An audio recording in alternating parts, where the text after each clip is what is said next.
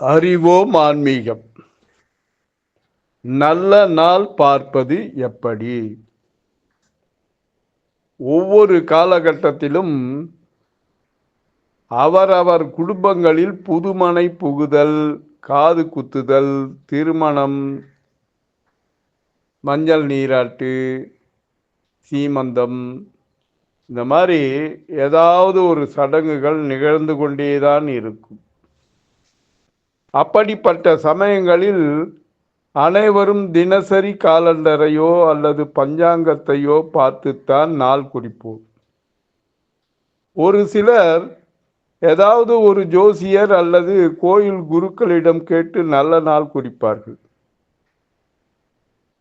மேல் நோக்கு நாள், அமிர்த யோக நாள், சுப முகூர்த்த நாள் என பொதுவாக பார்த்து நாள் குறிக்காமல் அவரவர் ராசி, நட்சத்திரம், பிறந்த தேதி, கிழமை இவற்றை அடிப்படையாக கொண்டு நாமே நாள் பார்க்கலாம்.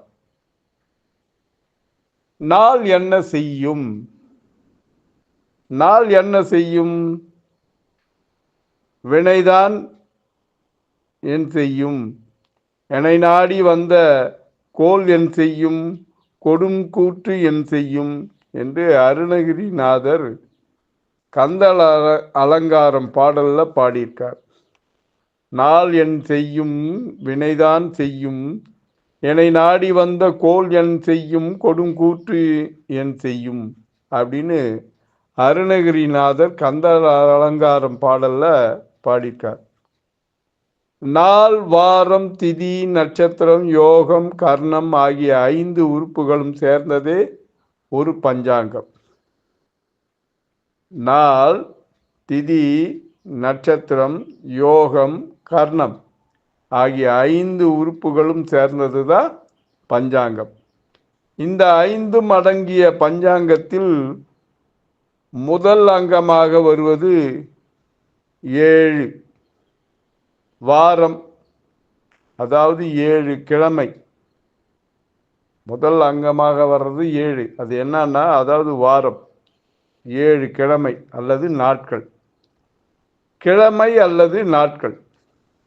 பஞ்சாங்கத்தில் நம் முன்னோர்கள் என்றைக்கு எண்ணெய் தேய்த்து குளிக்க வேண்டும் என்பதற்கு கூட நாள் பார்த்து குறித்து வைத்திருக்கிறார்கள்.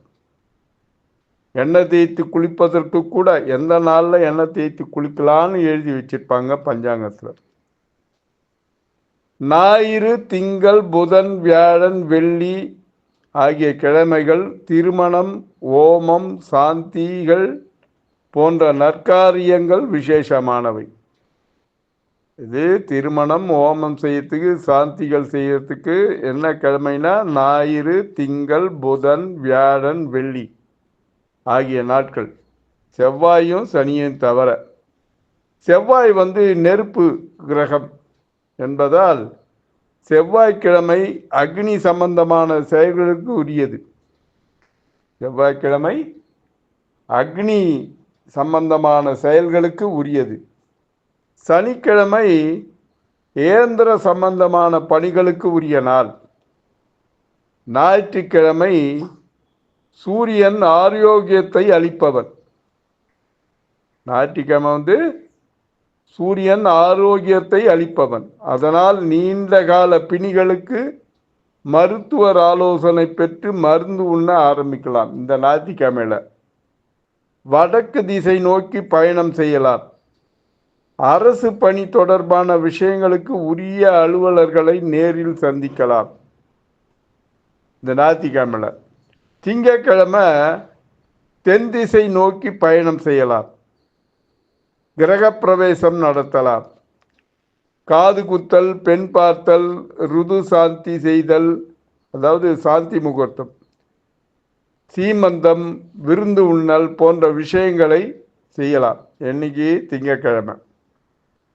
ஆடு மாடு வாங்குதல், விதையிடுதல், உரமிடுதல், வியாபாரம் துவங்குதல் ஆகியவையும் இந்த திங்கட்கிழமை அன்று செய்யலாம். செவ்வாய்க்கிழமை கிழக்கு திசை நோக்கி பயணம் செய்யலாம். வாங்கிய கடனை அடைத்தல், வயலுக்கு உரமிடுதல், செங்கல் சூளைக்கு நெருப்பிடுதல் ஆகிய செய்ய ஏற்ற நாள் செவ்வாய்க்கிழமை. இந்த செவ்வாய்க்கிழமைகளில் பொருள் வாங்கினால் அது வருவாயை பெருக்கும், அதனால் வீட்டில் செல்வம் பெருகும். சில பேர் செவ்வாய்க்கிழமைனா அதை தவிர்ப்பாங்க. ஆனால் செவ்வாய்க்கிழமை பொருள் வாங்கினா அது பெருகும் என்பதுதான் இங்கே குறிப்பிட்டிருக்கு. புதன்கிழமை மேற்கு திசை நோக்கி பயணம் செய்யலாம். புதிய ஆராய்ச்சி எழுத்து பணிகளை துவக்கலாம். வழக்குகள் சம்பந்தமாக வழக்கறிஞரை சந்தித்தல், புதுமனை புகுதல், குளம் ஏரி கிணறு வெட்டுதல், நிலத்தை உழுதல், விதையிடுதல், அறுவடை செய்தல், காது குத்தல், சீமந்தம், விருந்து உண்ணல் போன்ற சுபகாரியங்களை இந்த புதன்கிழமை செய்யலாம். கல்வி கலை போன்ற கற்க ஆரம்பித்தல் ஆகியவையும் ஏற்ற நாள் இந்த புதன்கிழமை. வியாழக்கிழமை மேற்கு திசையில் பயணிக்கலாம். புதிய பணியில் சேரலாம்.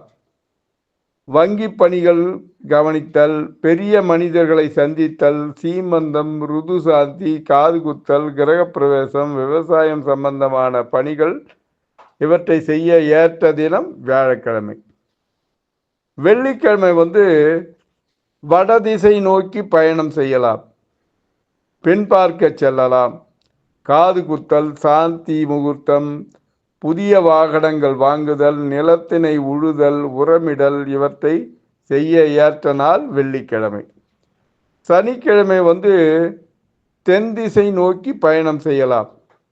பூமி தொடர்பான விஷயங்கள், அதாவது வீடு, நிலம், மனை வாங்குதல், விற்றல் போன்ற செயல்களுக்கும், இயந்திரங்கள் வாங்குதல் போன்ற இரும்பு சம்பந்தப்பட்ட விஷயங்களுக்கும் உகந்த நாள் சனிக்கிழமை. திங்கள், புதன், வியாழன், வெள்ளி ஆகிய நாட்களை சுப நாட்கள் எனவும், சுப நாட்கள் எது? திங்கள், புதன், வியாழன், வெள்ளி ஆகிய 4 நாட்கள் சுப நாட்கள். ஞாயிறு, செவ்வாய், சனி ஆகிய 3 நாட்களை அசுப நாட்கள் எனவும் சிலர் கூறுவர். சுப நாட்களிலும் பிரதமை, அஷ்டமி, நவமி ஆகிய திதிகள் வரும் நாட்களை தவிர்ப்பது நல்லது. இந்த சுப நாட்கள் சொன்ன இல்லையா, திங்கள், புதன், வியாழன், வெள்ளி, அதில் பிரதமை, அஷ்டமி, நவமி ஆகிய திதிகள் அந்த நாளை தவிர்க்கிறது நல்லது. சில கிழமைகளில் வரும் நட்சத்திரங்களை பொறுத்தும் அன்று சுபகாரியங்களை செய்வதை தவிர்க்க வேண்டும். ஞாயிறு பரணி, கார்த்திகை, மிருகசீரிஷம், மகம், விசாகம், அனுஷம், கேட்டை, பூரட்டாதி இதை தவிர்க்கணும். இந்த மாதிரி ஞாயிற்றுக்கிழமையில பரணி, கார்த்திகை, மிருகசீரிஷம், மகம், விசாகம், அனுஷம், கேட்டை, பூரட்டாதி இந்த நட்சத்திரங்கள் தவிர்க்கணும். அதே மாதிரி திங்கட்கிழமை சித்திரை, கார்த்திகை, மகம், விசாகம், அனுஷம், பூரம், பூரட்டாதி. செவ்வாய்க்கிழமை உத்திராடம், திருவாதிரை, கேட்டை, திருவோணம், அவிட்டம், சதயம். புதன்கிழமை அவிட்டம், அசுபதி, பரணி, கார்த்திகை, மூலம், திருவோணம், அவிட்டம். வியாழக்கிழமை கேட்டை, மிருகசீரிஷம், புனர்பூசம், பூசம், பூராடம், ரேவதி. அப்புறம் வெள்ளிக்கிழமை பூராடம், ரோகிணி, மிருகசீரிஷம், பூசம், விசாகம், அஸ்தம், அனுஷம், அவிட்டம். சனிக்கிழமை ரேவதி, புனர்பூசம், பூசம், உத்திரம், அஸ்தம், ரேவதி ஆகிய நட்சத்திரங்கள் வரும் கிழமைகளை தவிர்ப்பது நல்லது. நாளை அறிவோம் ஆன்மீக நிகழ்ச்சியில் இது தொடர்பான நாட்களை பற்றி தெரிஞ்சு கொள்ளலாம். அதாவது ஓரை, அடுத்தது ஓரை, திதிகள், நட்சத்திரங்கள் இது தினமும் வரும். இதை பற்றி நாளை மீண்டும் அறிவோம் ஆன்மீகம் நிகழ்ச்சியில் சந்திப்போமா? பக்தியுடன் எம் தணிகானந்தம், சேந்தமங்கலம். வணக்கம்.